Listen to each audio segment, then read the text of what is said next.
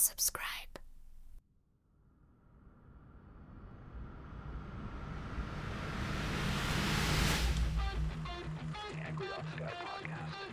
I'm the angry upsky, hanging by a thread, living on Prozac, the meds from my head, jaded and burned out, ADHD and overdrive, manage your life, running on a wire, I love it, I hate it, I'm past repair, the angry upsky, just another day.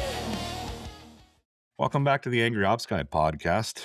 Ops Mike here, and I have another guest. That's the theme of season 2, but this is a fun one because I had to force her to come on the podcast. She did not want to, like many of the guests that I approach, but this one definitely didn't want to. But what's important, why I bullied her to come on, is I have Laurie McCullagh of WSI Montreal, who I've said on numerous podcasts as I reflect on my history and my friends. Her and her business partner and life partner, Chris Murray, are two of my oldest friends. And just to set it up, I'm not saying that they're old. I'm saying old as in they are my first friends outside of my agency owner, Peter Jasnewski, that I met in WSI. I built a relationship with working with them on projects, and they are truly two of my best friends in the WSI. They're the people I cannot wait to see when we get together a couple of times a year, and she is here, begrudgingly, but she's here. So, Laurie, how are you? I am great, and thank you very much for that intro. And yes, one of your oldest, your bestest, but that's okay. I'm happy to be here, Mike. Hey, experience matters in a world where everybody thinks they know what you're doing, and you have a lot of experience. Because what many people don't know is, Laurie and Chris aren't ones at this stage of their agency to be so much on camera and involved as past years. Like many of the agencies that have longer tenure, they're knee deep focusing on their own stuff in Montreal. But Chris and Laurie's WSI Montreal franchise has been in business now into their 26th year. My agency, that's owned by Peter Jasnewski, and Chris and Laurie's agency are just a couple of months apart. So that puts Chris and Laurie like into the early months of the year 2000. In the sense of how long. So they are one of the mainstays in tenured agencies like ours that have survived, persevered, and have evolved to stay relevant in our marketplaces, which is such an accomplishment that you were recognized for at the last convention, in the sense of the 25-year anniversary.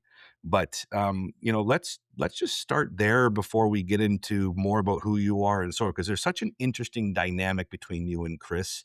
And the bag of worms of working with your life partner and not being able to turn that off. I want to focus on that too. But the journey, again, to make you laugh because you hate when I do this, but in the year 2000, I was in high school. And Okay. and you were navigating what digital marketing and web development in the internet was there. And now looking at it 26 years later, it's a very different landscape than what you came into. But it's such a story, right, of just the changes. So, and like many of my guests, I really want to just start with tell us about that story because, again, unless people come to convention or come to regional meetings, they may not know you guys as well as they think they do. So tell us a little bit about how it started and just your biggest insights of how it's changed over the years before we get into some specific topics, if you don't mind. Oh my goodness, it has changed so much technology-wise. It is completely different. And, I think in the last 2-3 years, we've been talking a lot about the changes just having to do with AI. Well, take a step back 26 years ago. The internet was barely in existence. When we got into it, Chris was barely building websites on his own and using emails. And, he saw the power of some of these new forms of communication. And he was the one who, got me into the idea of starting our own business. And, he had many other ideas over the years, or many different ideas over the years. And I'm like, nah, no, not a good idea, not a good idea. But somehow this idea of WSI intrigued me. and we jumped in after me having a baby and managing that whole new dynamic and everything. And it's been quite a run. So many things have changed over the year, technology wise. We started in the dot-com bust. Yeah. So that wasn't easy. And starting out in a new business, obviously, there's lots of learning to be had in and of itself, just technology wise. Learning sales, right? When you're starting a new business, it was new for both of us. I think we did fairly well. Getting to know people for us, dealing with our clients, dealing with prospective clients. We've always been a very honest and forthright. We want to make sure that we deliver what we say we're going to deliver. Over the years, we've had many, many different really good clients that we've always loved doing business with. And we still have clients from 25 years ago. And that's just unreal. We have a couple, and some of them have retired or closed up just as, like anything, Father Time doesn't slow down. But that was always something Peter was so proud of, as well as when he could say to new clients, new prospects, like we've had ex clients for 20 years, 15 years, 25 years. And they Yeah, go, really? yeah, Because, like you said, it's not about performance at that part. It's a relationship of trust. It's a partnership of help me evolve while you evolve, keep me up to date on what's important as you're figuring it out. And those are the best clients to work with, because you can navigate the ebbs and flows of data and performance and compliance and everything else, but the trust is there, and you're the first phone call. And that's a testament to how you run the agency, because if you have clients like that, which again, I know you quite well, that's one thing Chris, for example, is very proud of, and saying, like, a lot of your client base is very tenured, which means that they don't look somewhere else just because a bad month, a bad week, a delay on a project. It's the trust is explicitly with you and your team.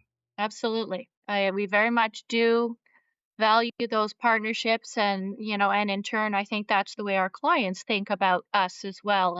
And that's a really good feeling, but you always have to deliver. Always have to deliver, but also I think, just, you and I, or our agencies, are so proud of that milestone of 25 years. Like, got to understand, to other people listening, that that's not common in agency life. You see so many agencies crash and burn. You see so many economic situations happen where agencies can't sustain.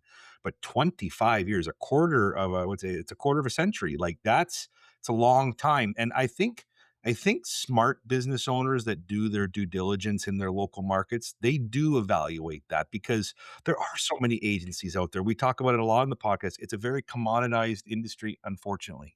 But that goes a long way with people, because if they know that you can survive and persevere and you have that longevity, that outweighs immediate success and gloating and whatnot, because you've been able to anchor through economic recessions, dot-com busts, now the AI boom that's changing everything again. But that shows sustainability, which I think when people want to spend thousands of dollars a month trusting you to guide them through marketing, which is volatile, I think that's a big decision maker for the smart ones versus the ones that are looking for cost effective or just quick solutions. Absolutely.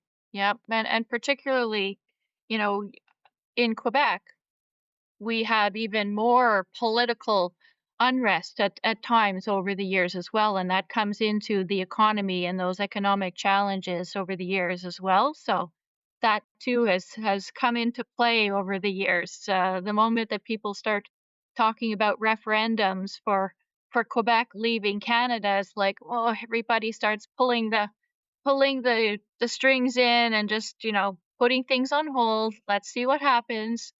Everything turns out well over the years, but it's another challenge that we have being part of Canada. Well, you guys should be very proud of that milestone, and I hope, I know you won't be doing another 25 years of this, because if you are, I you hope didn't not. get to enjoy your. I might have to do 25 more years, but your window's shorter than mine. But that's a huge achievement, and I'm so pleased for you both. And how, again, because I've been saying recently, for some of the episodes we've dropped with Cynthia, and so forth, is, I just hit a milestone at 17 years, which I'm proud of. But I've known you that entire journey. That's why I say, like, I've known you guys literally since roughly year one or year two, and I can't say that for anybody else. And there's not many of those great people from that time left. And various circumstances, retirement, selling their agencies, succession plans and whatnot. But you guys have kind of been my foundational mainstays of who can I reach out to for bilingual stuff. We've done that numerous times. Like, always laugh with Laurie because I'll just send her like, "Hey, Laurie, I need this translation of these four words." This is before things like DeepL came out and whatever and so forth. By the way, anybody that needs a quick translation tool, DeepL, DEEPL.com, brilliant. Um, Tool. awesome tool. But before that, I had a different translator, and it wasn't Google Translate. It was Laurie McCullagh. Yeah, I literally email her in the old days, or I'd call her. This is going back how far we go back, and it'd be like I'd call her and say, "Hey, Mike, what's going on?" I'm like, can you translate this for me? She'll send me an email because you don't understand what I'm saying to you on the phone. But you used to be my translator because at those days we had some clients that were bilingual. Obviously, we don't work that like you or Mark Jameson and WSI Ottawa, where the bilingual is much more necessary. But you've been that support system because I can't understand anything other than how to ask how to go to the bathroom, which was the only thing I learned in elementary school. That's why I barely got out of French. So I wouldn't be good coming into WSI Montreal as a hire because I wouldn't know what the hell I'm doing. yeah. And that's, I think back to when we first started with WSI, the language issue was always a challenge in Quebec. So while WSI had, different solutions, initially, there was never anything that was available in French. So we often had to just find our own solutions, do our own thing, and that's perhaps why we've very much just done it many things on our own. Yes, we have a network out there of suppliers, of which we do use different suppliers for some things, but we've always been self-sufficient. We have an in-house team, and I've got an awesome team that, whether it's development or SEO, and now AI SEO, we've always done it. So we've always dug in there and had to be on the top cutting edge of technology, if you would. So that's really why, is because we did it from the beginning and we've just continued along that way. So you opened up a very interesting can of worms. It was a topic I had here just to see where we would chat, but you just mentioned the two languages, and especially in Canada, obviously, primarily Quebec, bilingual. Areas of Ontario but need the bilingual, like I said, Mark Jameson with WSI Ottawa, as I call it, WSI Strategies, has that component to them as well. But other areas of Canada and respectfully the United States don't have that need. Obviously, you see in Latin America with the need for Spanish, obviously Europe with other languages, but you have a very interesting and kind of unique thing that you just mentioned is everything you have to do there has to be in two languages. So whether it's your reflection as to the early years of not having those resources or how to navigate which needed self-sufficiency to do it, but now even to keep up with, ultimately you have to do everything twice. I'm saying that, but it's the truth. It's like a Totally. website, two languages, SEO, two languages, paid advertising, two languages. So everything, in a sense, if you want to simplify, is doubled for you guys. Graphics. And thank you. And graphics, everything, even something as simple as meta tags has to be two languages. Keyword research has to be two languages, Yep. and they're different. They're Um, very different, and we often, and thankfully we have bilingual staff as well. So we come together and we sometimes talk about these two languages, and it's not a direct translation. This word in English, this word in French. The nuance in English and in French is completely different sometimes. So it's always a little bit of a push and um, I don't know. It's always not easy to find just the right terminology, but it's one of our strengths because we can deal with both. We can service both language sets. So it's just something that we started from the get go. So with the language piece, like what do you identify? Because what's interesting about the dynamic between you and Chris being partners at the business is Chris is very much the business development, and he's very much a strategic lead. He very much likes keyword research, building strategy, He's very, very good at that stuff, loves to dig into numbers. Loves Your it. side is I just call you, you're the integrator. You're operations manager. Everything he sells goes through your department and your team to do.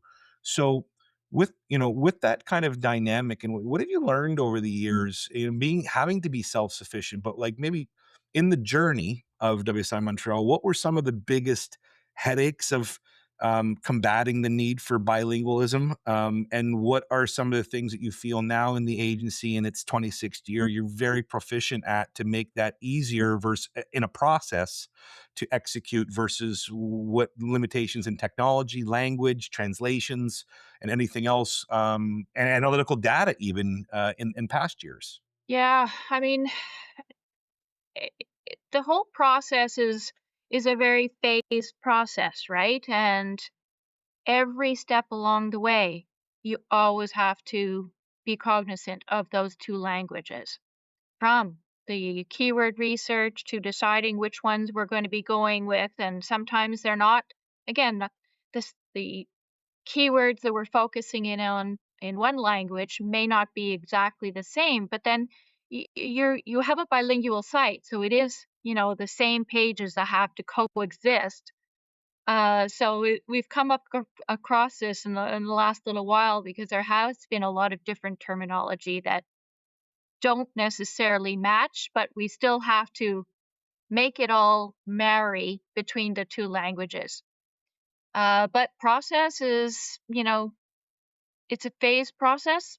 You have to, we talked about graphics along the way. Well, you're going to develop the whole homepage design, the look and feel.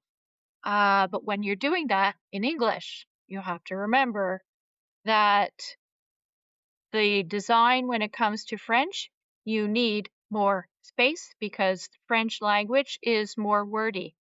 So I always count on at least 20% extra space for the words. So you have to be very mindful. And again, it's just a phased approach. You get everything done, let's say in English. That's typically, depending on the client, we typically start in English first. And then once that's all settled, we'll work towards the second language. So, but it is almost twice the amount of work. And Yeah, and that's, that's why your price point's gonna be higher than the average WSI agency for a website development or a comprehensive SEO strategy because they people sit there, "Oh, that why is that so much more expensive?" It's literally almost double the amount of work. We're yeah, not yeah, talking 20% more, like you said. You're doing 2 cents of content development, 2 strategies. You hit on something great. I made that mistake in my younger years when we had just a selective couple of clients with bilingual needs, and we had engaged you for more of the translation stuff, but we could do the technical work. I'm talking just website development. But exactly that. You build this kick-ass website design, client loves it. You skin it, you build it, it looks great in English, and now it's time, whether you're using a multi-site in WordPress or using a translation plugin or whatever, and you start dropping in this content that Laurie's, I've contracted Laurie to do, and nothing's working. It's all broken. The buttons are wrapping to two lines, the sections and pods. So again, you almost have to be, if you will, as an operations manager, you have to be a visionary in the sense of understanding how you want to lay out things, just so you don't get that uh-oh moment 40% in the project where you're like, how do we fix this? Because that's a terrible situation to be in. yeah. No, that's it. You have to bear that and be very forward thinking. I mean, the same thing goes when we started talking about all the responsive elements in a site. You know, at some point along the voyage, you have to remember that what it looks like on a full desktop site is going to look completely different on a mobile site. So you just gotta just always be looking ahead, and how is that going to look, if it's, having to slide in because it's responsive. So I think I'm good at that. Sometimes people say, well, you should do mobile first, and like, okay, call me old, but I still like to start with a desktop, but I definitely do bear in mind how is that going to look when we start talking about the responsive elements and dealing with all of those. So that's something that's obviously involved has evolved greatly over the years as well. And also just to that point about, because where our I think our friendship and collaboration started was web development, because at the time that's what we were doing together. Mhm. Part of that too is how are you going to build the site? So you and WSI Montreal and WSI Commandix are very proficient and enjoy working in the WordPress ecosystem. Yeah, and I For think we're for the good most at it, part, right? yes. Uh, Sorry, We're go ahead. we're really good at it. We don't Yeah. just design pretty pictures and that. We make sure that the code is lean, everything's optimized, everything looks professional. It's not a fly by night site. We really do take the time. We work with you on some of our designs. So we are very similar in some ways. So it's but And yes, and to and your point, with that being said is, like, because I'm identifying WordPress just as one of the CMSs, is you gotta think also outside of the language and layout, but are we gonna build this as a multi-site setup where we need more control to basically have 2 instances of WordPress within one so that we can maximize something we need on French versus English, make sure that we can make it work in sync? Can we go with what we hope is, like a WPML with a WPML plugin, which really streamlines translation now more than ever in WordPress? absolutely. Yeah. And you were the ones, you especially, I believe. I don't know if David, your kick-ass production lead there. Shout out David if he listens. He Mhm. doesn't, because it's a chirp at him to listen, because I've been yelling at him for a year. That's okay. He's But if awesome. David does now, because he got a shout out, is just making sure that like, you guys taught me what WPML was, because I was frustrated with the translations, like, because we knew multi-sites, and that's what our developers were telling us to do. But it's a lot of work to build a multi-site. It gives you freedom, but if it's just language translations, then something like WPML in today's world is tremendous. It is an And awesome tool, and that again is something that you learn out of necessity. We probably had used multi-sites a couple of times, or we might have inherited sites that had it, and it just for us didn't feel quite as good, quite as efficient as WPML. So that's the that's key word. always been our go-to, um, and we'll always put that on our clients' sites generally.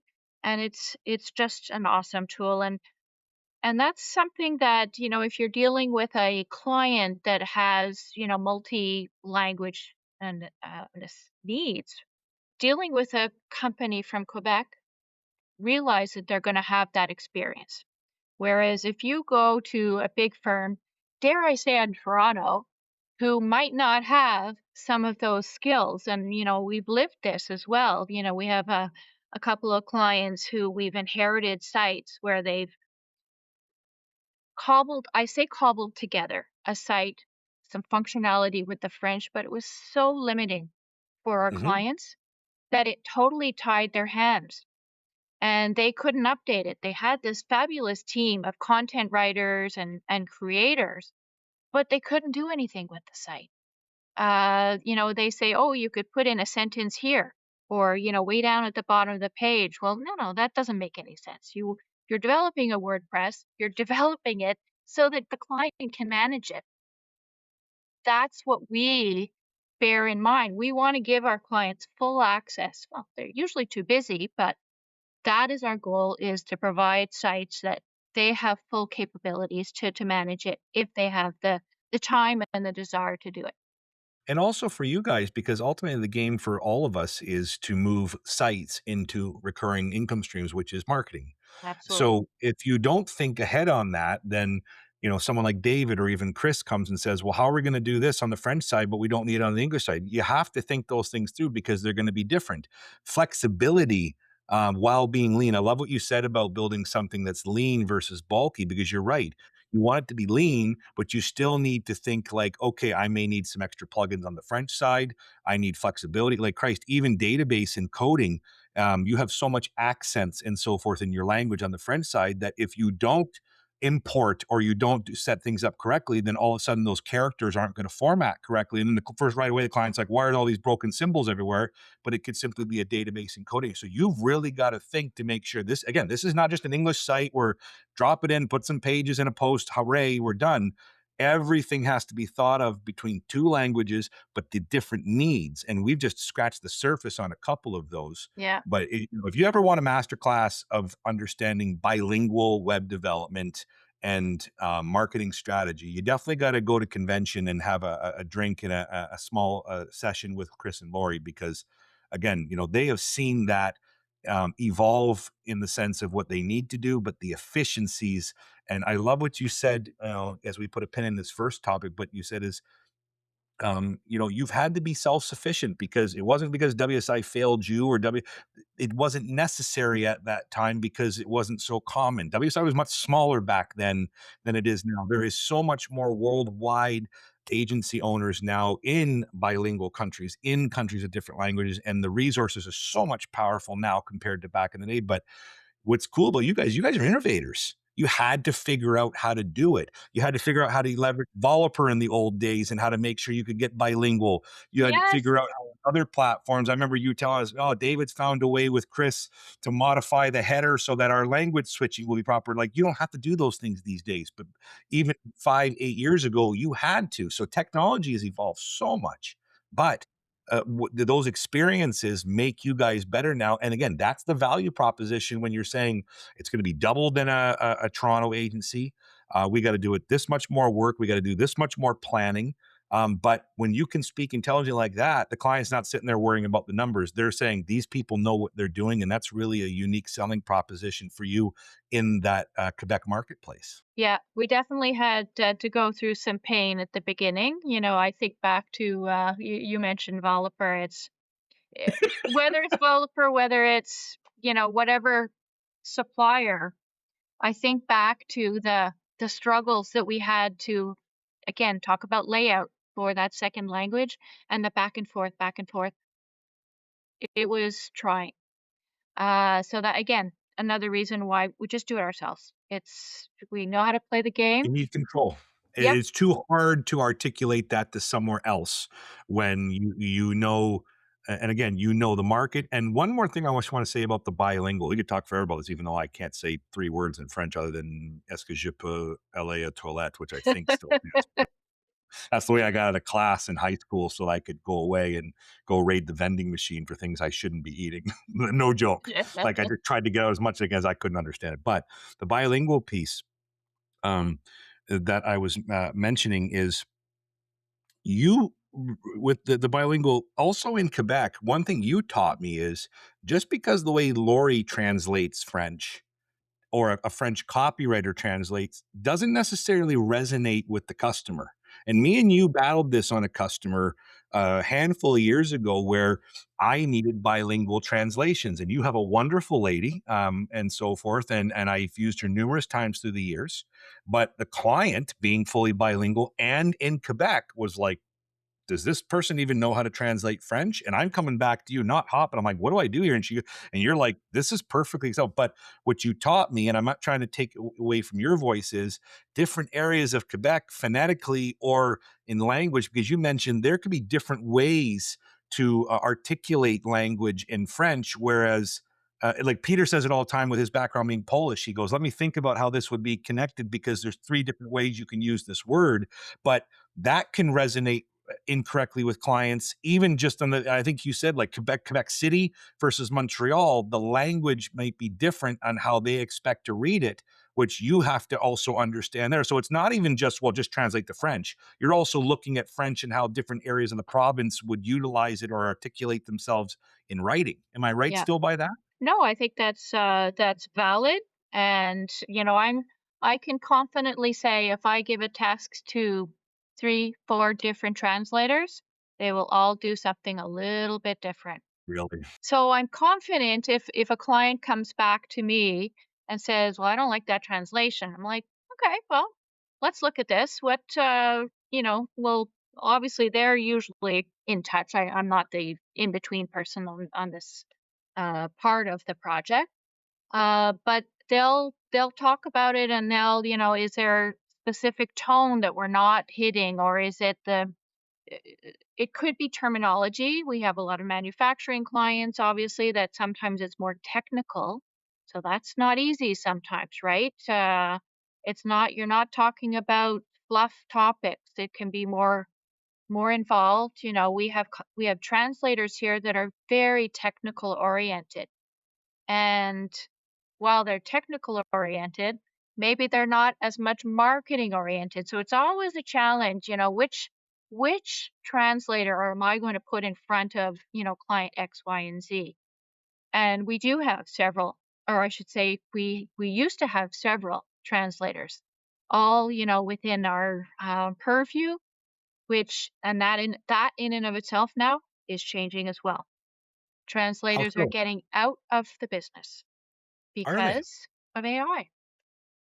And is it because of those challenges? Is it just technology is like in the copywriting sector where a lot of good copywriters have had to change to be AI engineers to execute copywriting because everybody thinks that now you just type a prompt and a great piece of content goes. But like, what are you seeing and why that's changing in your marketplace? Translators are getting out of the business because people they feel that they can go on to DeepL, ChatGPT, Claude, and do their translations online, which I have to say, there's some really good translation tools out there now. And how you ask, if you're very specific, I'd like to have a French Canadian tone to the whole translation. It's pretty good. And different tools will provide different results, which, you know, we're learning. We're learning to adapt to that as well. You still have to have your eyes on. Just like anything having to do with AI output, you still have to, you know, read everything through. But that's especially true with translation. So interesting though, is like you said, you can use AI tools now, or even something like Claude or Chat GPT, and literally say, like, I'm going to give you an English piece of content. I need this to be translated into French Canadian specific to Montreal consumers. Please help me. And 70% of it is there in front of you. And then again, based on your experience and bilingualisms, or you and Chris, you're able then to read it and then see the different phonetics of, oh, we don't say that, we say it. But to your point is, you're not dependent on that person because people are different. That's the thing is people are different, right? They how they interpret things, how they write things, and content writing was always subjective because you're dealing with a personality. But that is the one nice thing. Not that I don't want to see anybody lose their job because of technology, because people need to make a living. But if the technology can put a better output and the client says, Laurie, I don't know what you did here, but you told me you're going to put a kick-ass piece of manufacturing content together and this is accurate, well done. That's the stickiness that we want with customers because they expect you to produce a kick-ass product. Not like I said about that one thing, and that was completely subjective. It was nothing wrong with the French translator, but it was like, does this person even know what French Canadian language is? Because that was the interpretation of that person, which may have just wanted it articulated a different way. But like you said, um, nuances of it. So it's God Christ, we're only 30 minutes chatting here, and I'm exhausted just thinking about two languages. But this is what you live and breathe every day. Yeah, It's it's very impressive, and shout out to Latin America and, certain areas of Europe where we have, WSI colleagues that have to combat different languages and so on because it's not as easy as everybody thinks it is. Everybody comes and says, "Oh, I want you to build me a website and a marketing strategy, and I need it in 3 languages." Or, "No, no problem." And they sell, like, multi languages for $400, and you're like, you don't understand. So if you learned anything about this last little piece with Laurie is charge your value for this because you are doing more work. And if a customer doesn't understand that, doesn't believe in it, or is ignorant to it, then they're probably not a good fit if you need to build something with multi languages because there truly is more work. It's not just, oh, I want this in Cantonese. Yeah, there are tools like that that you can go get and they will just flip the thing, but they're not exactly. proper. You Well, have to that's refine true. and improve. But for someone, let's say you're dealing with a smaller business or someone just starting out in business, there are those tools, you know, such as the G Translate that you can literally plug in, turn on, pay an annual fee, very reasonable rate. At least it'll give you the foundation of a translation, but then you can always go in and fine tune it to make sure that it's 100% accurate.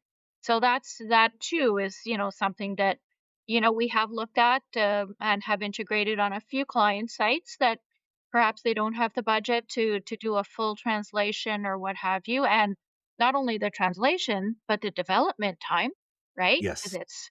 this sometimes will just alleviate reconstructing the second half or the third or whatever language this makes it real easy. So that's a good tool as well. So there's 3 tools there. I love sharing kind of, things that people can take away. So like we were just saying, if you're looking for a quick solution and it aligns with the customer, that they're not so finicky on language, they don't have the budget to do a full, 2 sites in one concept, G-Translate is a really good tool to go explore. You literally integrate it with a script. It gives you the language flippers, and you can select from numerous languages.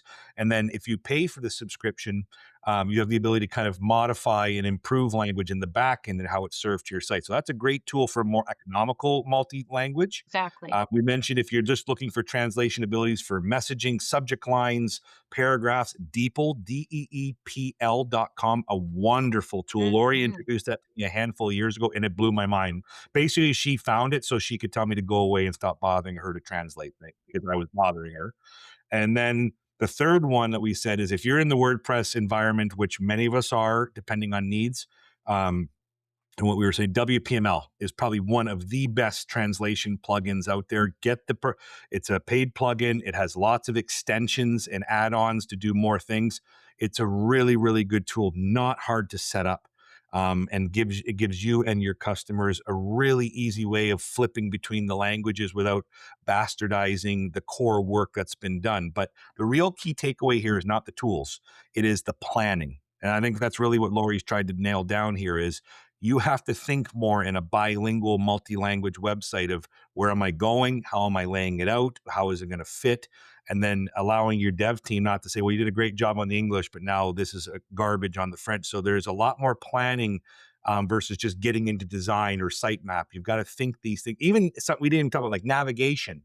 We build navigations and we build a sitemap saying, services, roofing installs, new roofs, flat roofs. But then the language changes, and all of a sudden your navigation is 3 times longer in width, and it's breaking and so on. Like you've got to think about everywhere there's going to be language. Like Laurie said, budget for somewhere between 25 to 35% more room you're going to need just in planning, knowing that the language is longer.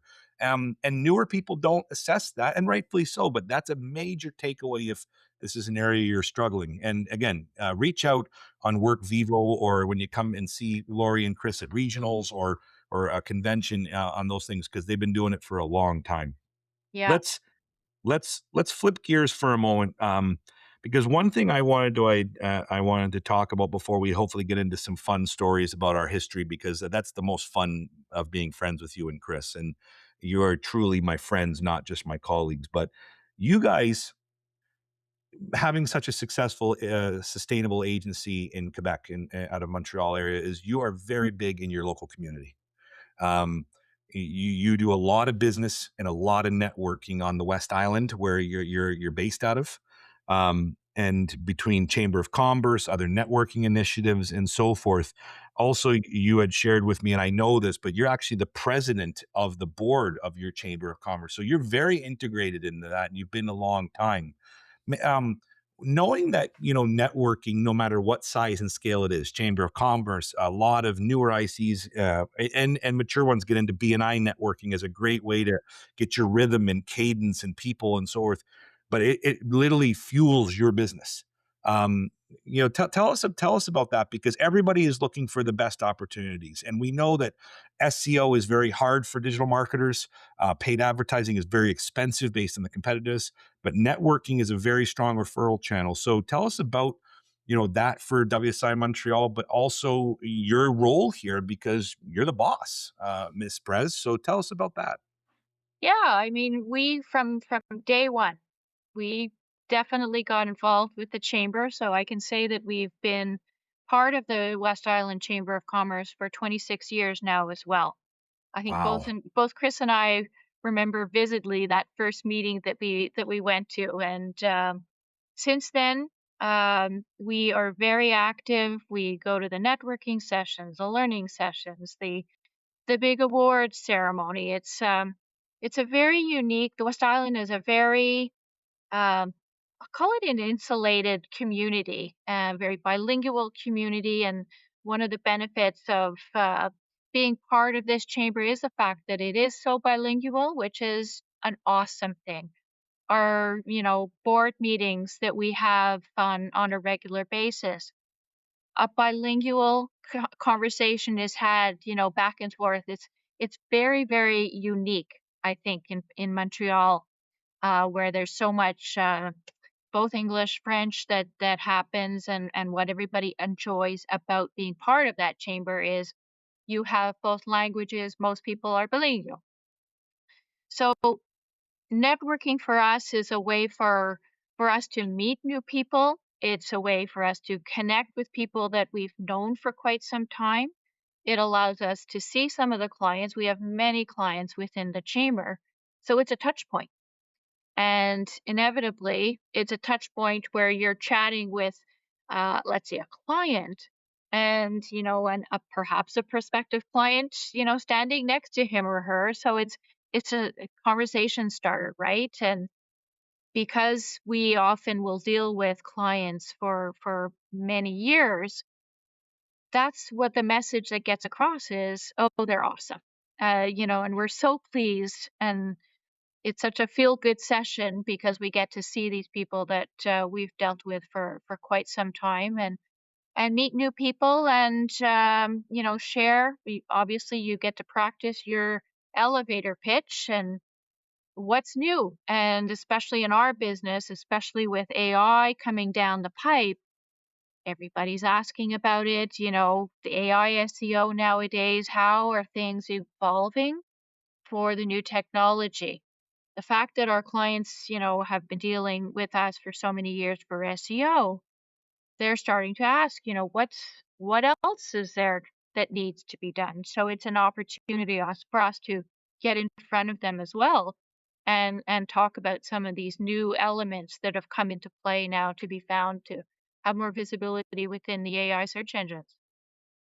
How long again, I knew that you have been part of the chamber for a long time. Didn't know how long in the sense of right from the beginning, but this president, a title that you've adopted for whether it's term or not, how long have you been part of that leadership of the chamber, or is this a new endeavor for you to say, been here a long time, time to put my flair on it for however long they want me. But how long have you been doing that piece? Because like you need a more to do being an operations manager. Exactly. Yes. I had an hour spare time. I said, why not? Let's get into it. I've been on the board now for probably about 8 years, and I stepped into the presidency about a year and a half ago or so. So it's a going concern. It's a growing chamber. When COVID happened, the dreaded COVID, I think all the chambers took a hit, and networking kind of died off. And you've had Zoom meetings for networking meetings, and not as effective. You don't get to know people as much.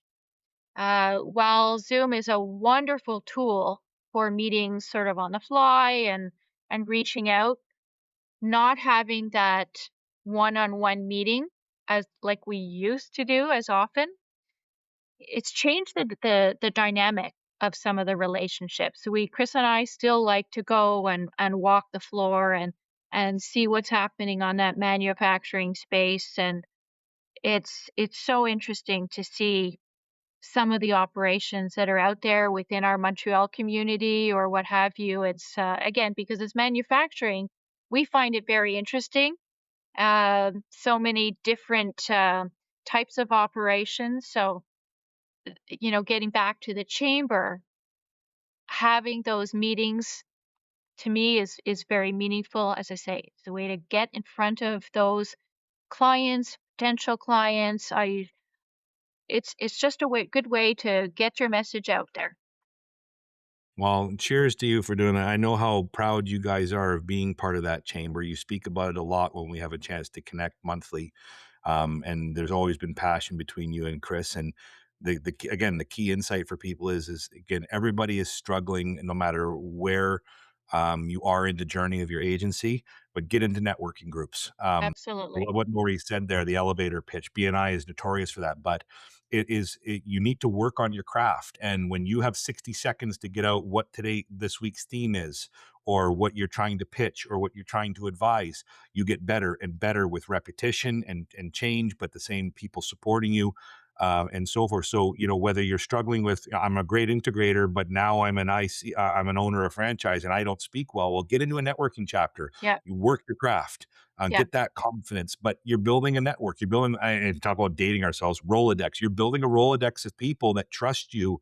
Who do you know, and so forth. And that spirals into almost the spider web of more and more opportunities, because each and one of those person has hundreds of contacts, and something you say in those meetings resonates with one person and it gets viral. And then again, we want, as agencies, feeder systems. And the best lead generation for any agency, I don't care what anybody says, is referrals. It still is. It's the Absolutely. Like, we just did something, you and I together, very, very lightly on Work Vivo, our WSI platform, where one of our colleagues reached out and just said, "Who is bilingual and French Canadian? I have an opportunity for them." And I'm on Work Vivo because apparently I don't work, and I'm just like, "Go talk to Chris and Laurie." And then Chris jumped in and said, "Send me an email," or whatever. But the point being is, who do you know? And that's the same approach, because now that IC can sit there and say, I know someone who's directly in home base in Montreal. They have been there 25 years and they're going to be taken care of. Right away, that opportunity, even if it doesn't materialize, the trust has been passed to you guys versus just, I had to go find somebody. And that's so powerful, again, in a saturated industry where everybody says they can do digital marketing and web development. It's a warmer league, right? And There you I go. was going to say there's different types of networking. Obviously, there's the chambers, which are usually in larger settings and larger events and that sort of thing. But there's also different types of networking. Both Chris and I are part of different smaller networking groups, and always have been.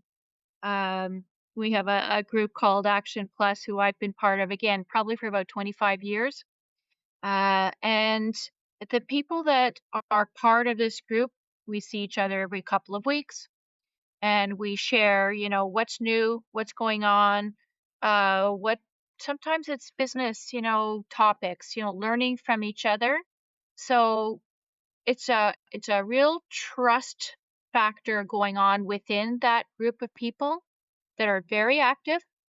And because we get to know each other really well, it is so easy to pass on a referral. Again, that's a really warm lead. If I'm referring you, it's because I know this guy really well or her really well, and I'm happy to, share this as a lead, somebody that you would do well doing business with. Always easier to work a warm opportunity than someone in cold. You don't have to, you have to prove yourself, but you don't have to prove yourself, because that person's already passed the baton, at least in trust, which is how a lot of people, like, that's the way I am.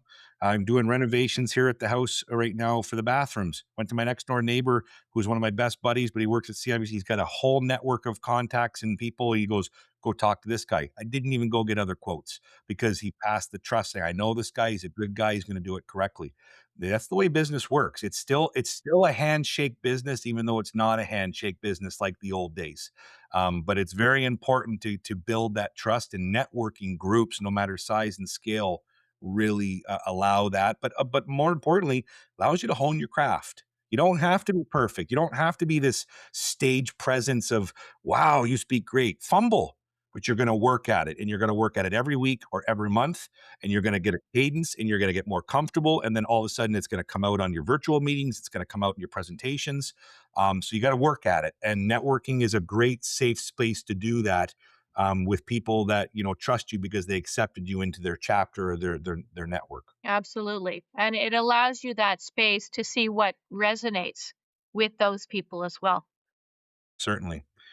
Okay. Well, I want to have some fun with you, with some questions and whatever stories we think are acceptable. Because again, we don't have any toilet humor like Jack Porter Smith, and we'll stay away from that. But um, you are you have a very interesting dynamic, because you and Chris, um, and as much as you have, I hope I'm saying this correct, kept your maiden name, versus Chris is obviously Chris Murray. You're like, I didn't know this at the beginning. I thought it until I met you, and then it clicked. But you're also life partners. And that's a very interesting dynamic, because we all know when we leave work, wherever that is, at an office or your desk, and you want to turn it off. But you guys, for example, drive to the office and come back together and you're having supper together. So the first question for humor, but also I think is interesting because there's a story in itself of, how do you not kill each other every day? Because because you're different. Chris is an absolute pain in the ass. You're not. And I'm sure he's in the background. You can hear me. He's going to come in the background and give me the middle finger sooner or later. Love you, Chris. But so the question is twofold. How have you figured out over the 25 years to successfully work with each other intimately? Because that's really, it's important because you divide and conquer that with what you're good at. But number two, how have you not divorced him and you're being married? So it's twofold. One work, one personal. It's not easy sometimes, but as you say, divide and conquer. We each have, our strengths, if you would. Chris is the number cruncher in terms of the data. He loves data. He's imparted that information to my son now as well. But he loves digging into the details of, who is who is looking for that type of product or that service. So he's awesome at that and can articulate this is probably the best strategy moving forward. But then he'll hand that over to myself and our team, and we'll try to, make that come to fruition. So it's we each have our areas, and it's not easy. Sometimes it's, I mean, that we're always so busy. Chris is saying we need to sit down, we need to focus in on our business. I realize that, but it's sometimes very hard to do, right? Because you're always trying to get that website off and launched and that sort of thing. So that's something that is not an easy thing. You want to keep the peace. You want to try and, you know, work together, but it's not always easy. And with that being said, is it fair to say, because I talk a lot about EOS here, and it is an important aspect of the WSI system, if agencies choose to adopt, is it fair to say that Chris is the visionary and you're the integrator? At least how I see you. You think that's a fair assessment of you two in the sense of your personalities and focal points, and that's why, like the book says, why you can complement each other? Because if you were both visionaries with ideas, you'd butt heads even more. Yes, And exactly. if he was in your department every day telling you how to integrate, you would be throwing a pan at him. But is that kind of, you established that early on, knowing where your skills were and where the line crosses? Because that's the only way it can work. No different than me and Peter. There's clear lines of where we know we're good at and where we complement each other. And now you've just amplified even more in the sense of Yeah. this is my partner. Yeah, no, that's absolutely true. And, Chris is very good to, when he hands things off, I think he knows that we can take care of things and it will get done. Things always take a little bit longer. You and I know when it comes to operation that things do take longer than, one would ever expect, or approvals or timelines and all of that sort of thing, but it will get done. Just depends on when the client wakes up and approves the design that's been sitting in their hopper for 10 months, right? It's, you're sitting there going, Chris is like, why the hell isn't this into marketing yet? Well, can't do anything if the client doesn't care. So again, there's a balance, but the clear thing is know your lane. Yes. And again, going back to EOS, you have to have a true integrator like Laurie, and you need to have a visionary like Chris. And that's where you can complement each other because they don't do the same thing and they can't do the same thing. And that's the successful marriage, if you will, that is needed to be able to combat the ebbs and flows of the departments. One is fulfillment, one is development, one is strategy, and they have to jive. But you need to identify because if you were the analytical mind and he was the thing, then maybe the roles would be reversed 25 years ago. But you also have to assess who you are and what you're good at so that you can complement each other. Because that's the other thing too. How many people do you talk to that say, "Oh, I work with my wife or work with my husband," but the dynamic is not good, Yes. or just simply, "I work with family." And then there's contention in the family because of stuff at work because they can't separate it. So, it can be very challenging to come home for supper and not turn it off Yes. because it's the commonality of your entire day versus oh, hi, honey. How was your day? Let's talk about it because I don't know anything about your day and let's get it off your chest. Whereas we just lived and breathed the war all day. Yeah. It's like, okay, pump the brakes. Let's go talk about something else. Yes. Or it extends into the dog walking after dinner as well, of course. Shout out that Chris and Lori have because there's a theme here on my episodes that we love dogs. Everybody does, and I've got two, but they have a gorgeous golden retriever named Kaylee, sweet Kaylee girl. That if Murray was on here right now, she's an idiot, she's dumb, and I hate her and everything else. He doesn't at all. He's a clown. He loves that dog.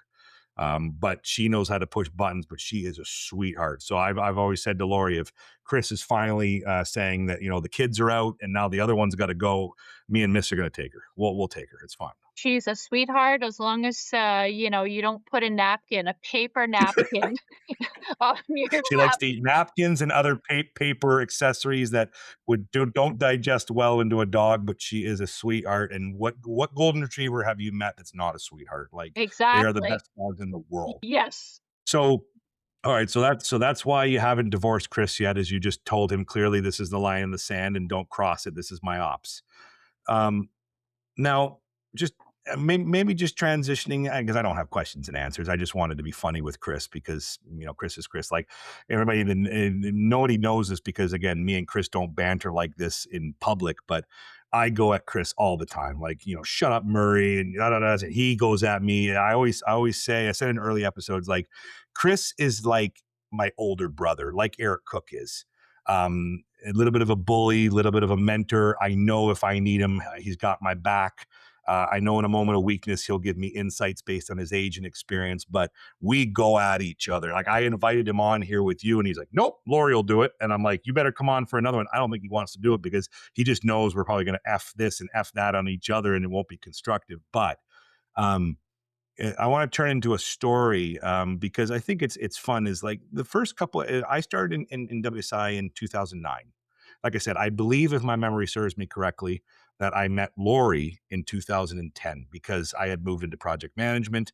There was an opportunity to work on a project together and so forth. And I think at the time, Chris and Lori were looking for a design resource. And so instead of going into crowdsourcing or hiring somebody, they're like, we like what you guys are doing with design. Could you help us at that time? And we've worked on projects for years like that on and off, depending on the need.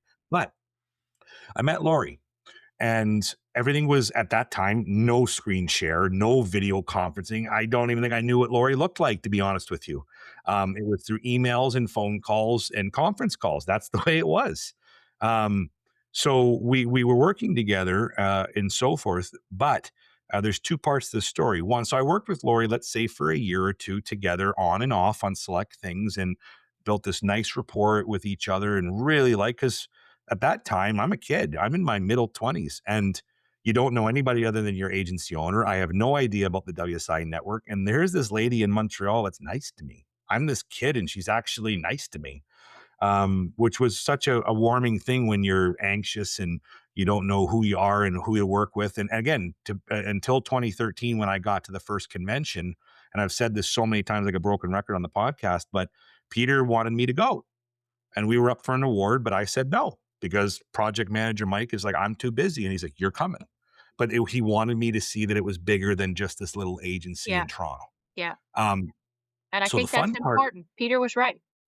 he was right. Like most things, I'm the one that always argues and complains, but he has the wisdom.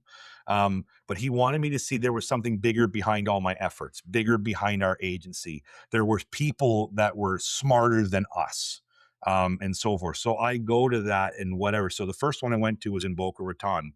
The only reason I went because he forced me to, but part of it was I was going to meet Chris and Lori. And I didn't know Chris as well as Lori at the time, just because we didn't interact as much because Lori and me are operations. But so we get down there and it's at this nice resort. At those days it wasn't like the all inclusives, but it was a really like Boca Raton resort or something. It was a really nice hotel. And so we get there after this travel. I haven't really been anywhere in ever. And so go down there and meet. And then coming around the corner are these two people. And Peter's like, Mike, Chris and Lori from WSN's Montreal. So you get these handshakes and big hugs, but it's like, it was such a moment for me. It's like, finally, I get to meet you. And we spent most of those 2 days together. I was only there for a short time versus how we extend it now. And what's interesting about that is there's twofold. One, I'm going to make fun of myself, but I basically became like a Siamese attached to your hip because I like followed you around like a puppy dog because I didn't know anybody. You know, you're very intimidating going as an employee I'm in those sure. days because Yep. you had experienced agency owners. And then Peter, again, God love him, but he's like, I want you to be involved. He wanted to share that, which I appreciate so much. But in retrospect, it's like I'm this kid. It's like, hi, I'm Mike. You know, I'm following my owner around. Who are you, buddy? You know, what are you doing here? And Chris and Laurie were completely the opposite. They're like, come on.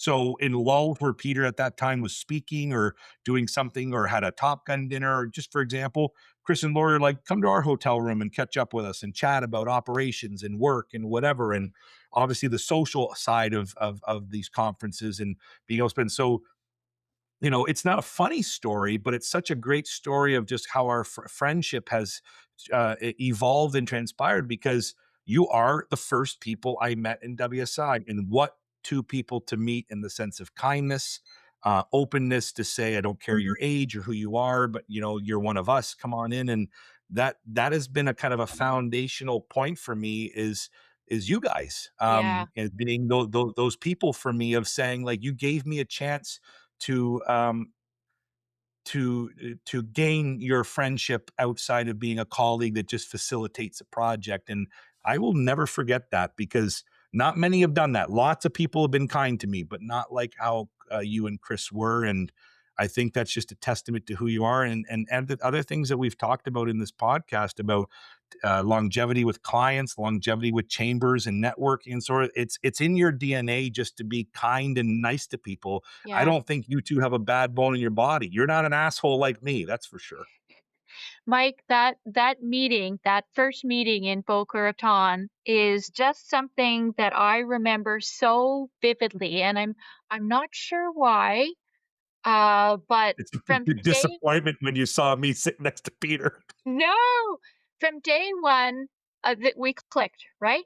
We There was did. something about it that I appreciated, your insights, and we've had lots of conversations about different technical things or process things or what have you, and I think we've actually helped improve each other in different aspects along the way because we have helped each other, and this is part of the beauty of what WSI is all about, right? Because there is so much sharing, but just having people like yourself, you're a smart guy, Mike. You are, you learn it, you know it, you are like us in terms of making sure that whatever you do, it's going to be good, right? You will go to the nth degree to make sure that everything is perfect. I'm not sure I'd want to work underneath you. Hey, come on, I'm not that bad. No, but Very, I get very it. No, but I know that if I'm, one of your clients, whatever you deliver, it's going to be top notch. And I appreciate that. And as I said, we've learned from each other in terms of we talked about the design process and that sort of thing. and we built some cool stuff together, Lori. Like we've done some great design work together that has helped support WSI Montreal with confidence to submit for awards or People's Choice. That Boca Raton one, which we were thrilled about, and why I think it's so kind of monumental outside of the meeting was, you know, we won a joint award together because we did the design on a project and you won an award for the project. That's right. So I get to meet you. We're at the same table together. Commandex gets surprised that we win the People's Choice for that year in 13 for something. So that what a great first kind of thing to go to. And I've never won anything in my life. And Peter's, and again, I look at Peter, he's all excited and he's like, go. And I'm like, no, you're the owner. Go. He goes, no. And he took me up on, again, you're like less than 30 years old and think that you're this small little project manager and Peter's like get up there and then who do I look in the crowd and the biggest people beaming is Chris and Laurie. Like I remember Chris, and I come back to the table, gives me this big slap on the shoulder and hug, and he says, "Proud of you, man." And it's like, but my point being is, remember that that means to someone who's still trying to figure out who they are and are they valuable and do they contribute and whatever. So like, such a huge moment. That's why I talk about that story, not in the details that we did it here, but I talk about some repetition because it was such a big thing for me to feel like you're part of the bigger picture, like you said. And that's what the WSI network is really about. It's not about winning awards. It's the relationships that you build because, like I said, we're going on 15, 16 plus years of knowing each other, friendship. Like you said, I just met with you and David a month ago to discuss your hosting environment solutions versus ours because we're always looking at how to improve. So to be able to have trusted people you can go to and get those insights, and also, like you said, complement each other. We know different things. You've come to me for something, or I've come to you for something, and it's never a let me figure out the time. It's like, when do you need me, and I'm there. And that's power because that's friendship. It's kind of like, if you need me, I'm there. I don't care the details, just tell me where I need to be. And we've always been like that, the three of us, if you will. That's very true. And, we've often had the opportunity to get together as a group. As some people might know, we have a Canadian group of ICs that we get together from time to time, maybe once a year or something like that. But we dig into the details, right? Because we're all of the same type of practice where we need to know how that works, what's coming down the pipe, what's the best practice, and we share that information. And that's been, I think, so valuable to all of us. It has helped us improve our business along the way. But knowledge sharing is so important. And hats off to you, my friend, because you are a huge share within the WSI network. And I know that there's a lot of appreciation from many other WSI ICs as well, and WSI head office. I think everyone understands the value that you bring because of your knowledge. Hats off to you. Well, thank you very much. That's very kind of you. See what happens when you send a check to Quebec that says, say something nice about me. If I would have sent it to Chris Murray, he already would have cashed it and he probably would have slaughtered me still. But that's why I got Laurie on instead of Chris. But it's funny you mentioned about Boca because, again, many conventions, many things blur together over the years. Same, Yeah, I don't remember all of them, yeah. but I remember exactly the moment meeting you and Chris. Like, and I'm so kind of enamored that you do as well. Like, I remember exactly where I was. I remember exactly the corner. I remember exactly where Totally. we met, and it was just And I the was plans? excited. Yes. It was like, I'm Laurie. I'm like, Laurie, a big hug coming. Who's this clown coming at me? But you guys have just been, oh, and again, the next 5 years, whenever they had conventions, and they were more local at that time, Toronto, Montreal, some in the States and so forth. But any of the ones that I was able to go to or Peter allowed me to go to, depending on where the agency was, I pinned myself to you guys. And I sometimes thought in my own insecurities, I'm like, these two must just hate me because it's like, God, this chum is just, don't follow us around. But it was because you were my people. And I wanted to be with you, and you just never gave me that kind of cross-eyed, like, get out of here, buddy. You're annoying the shit out of me. And I can't compliment you and Chris enough. I will never forget that. It's just one of those moments where I felt accepted outside of my own little agency. And it just, that's why I'm so pleased you're here chatting with me and as we work to wrap up here and so forth. But we have so many good stories in different ways. It's usually you sitting back because you're the much classier kind of reserve, having your glass of wine, watching the stupidity of me and Chris, because like anything, get two men together, it's like man children just trying to one up each other of F you this and you're an idiot that and whatever else. But um you know, you guys are Down special. deep, but down deep, there is so much synergy and respect amongst you and Chris and Yeah. us. That's And what's I that's and what's I and I important. know he knows that, even Yes. though, Chris will express himself in his own ways when he does. But I wouldn't go at Chris the way I do in our little bubble or when I see him or whatever else if I didn't know he knew how much I respect him, because it's not Okay. malicious. It's same with Yes. Jack. That whole Exactly. banter with me and Jack, everybody thinks we hate each other. It's complete opposite. I love him. I will go to war for Chris Murray if whenever he needs me, because he's one of those. He's probably one of the kindest men I know, just in the sense of giving, and always making sure somebody else is taken care of and planning for somebody else. That's just how he's wired. And again, I can't say enough about you two in that regard. But um, you also made just a really good point about our group, and I think maybe this is a neat way to kind of wrap up. Is again, it's not a big story, but we were very blessed to get together after some time. We saw each other a handful of months ago. I want to say late November, early December, and this time we went up to Ottawa. Mark Jameson, our friend, was very kind to give us space at his office, and like you said, we had some great sessions where we really get in there with some really smart minds and collaborate and make and push each other to get better.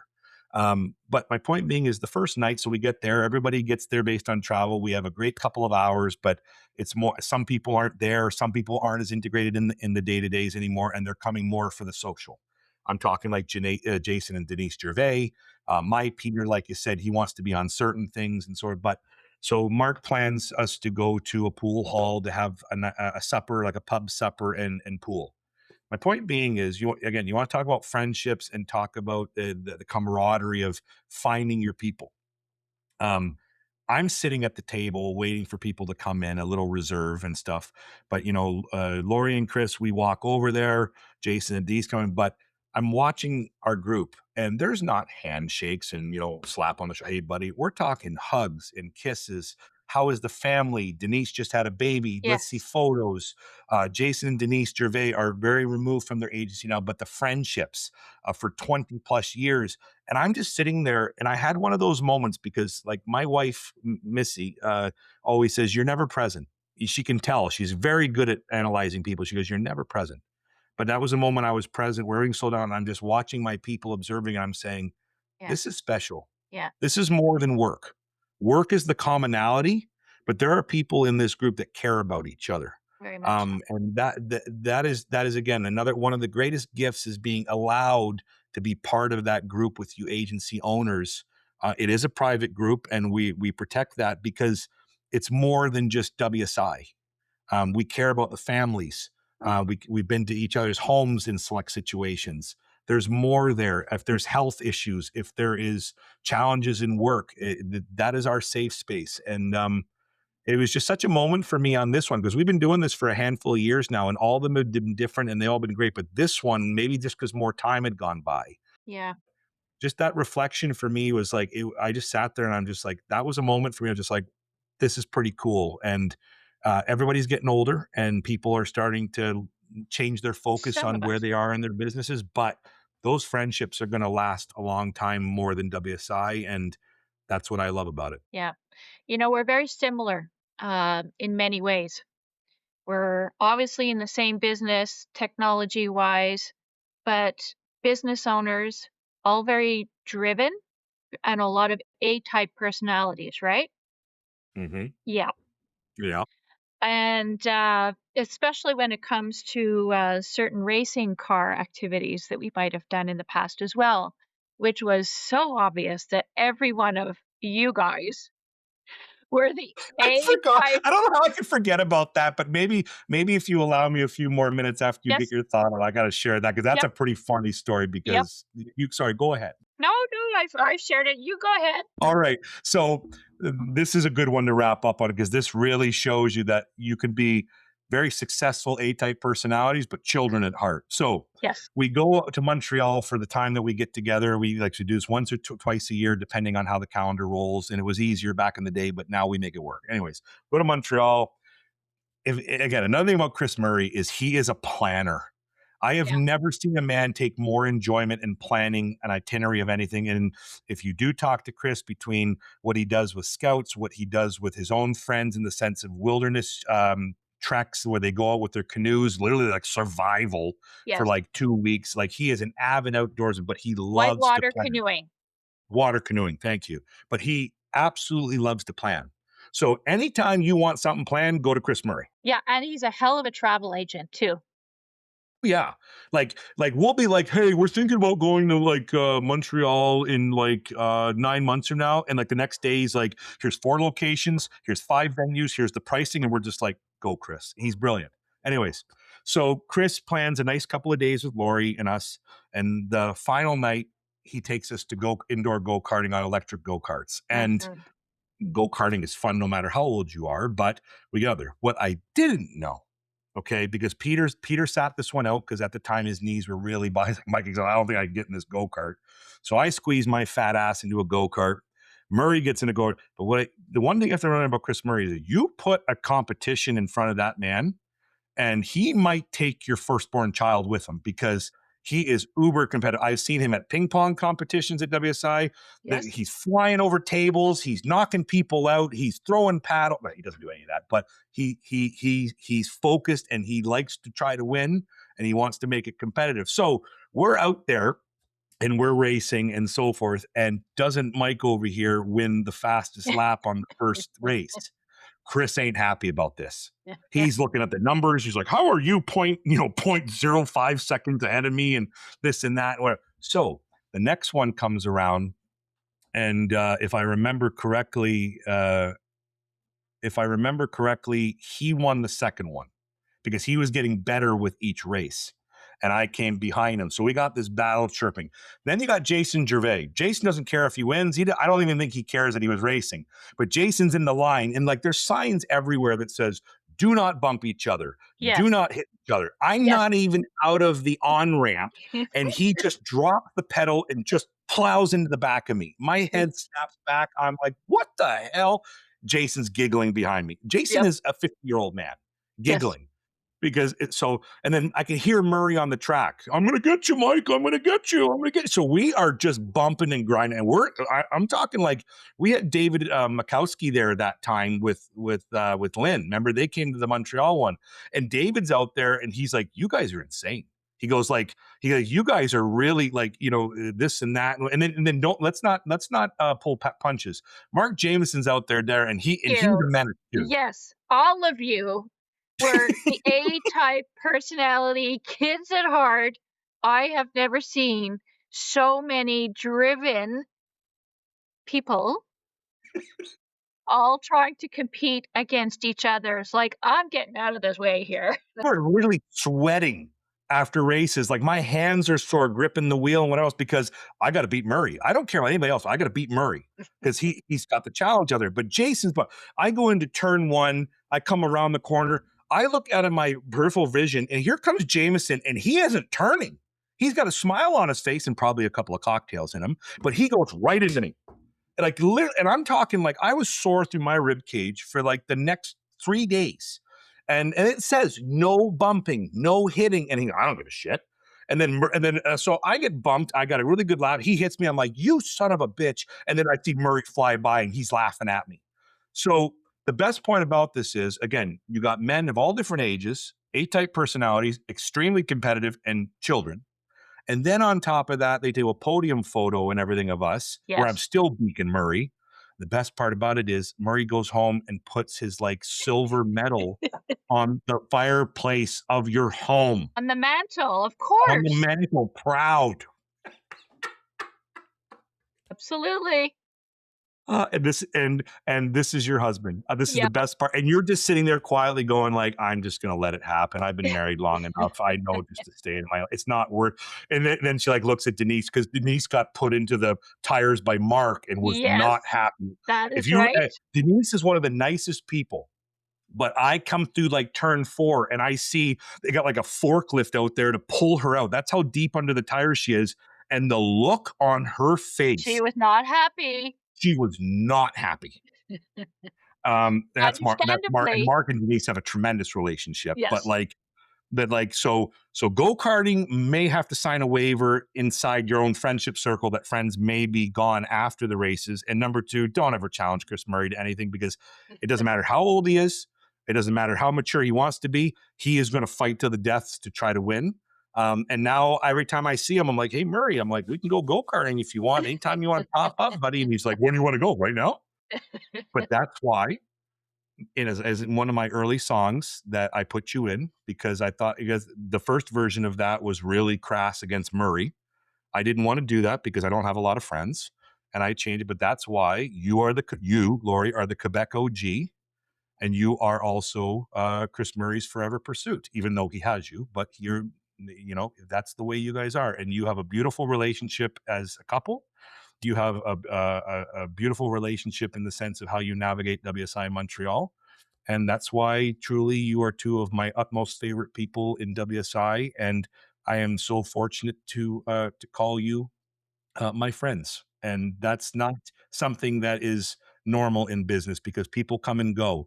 There's a lot of colleagues, but friendship, is something that we will have till you guys choose to retire, and whatever that means for you at that stage of your life.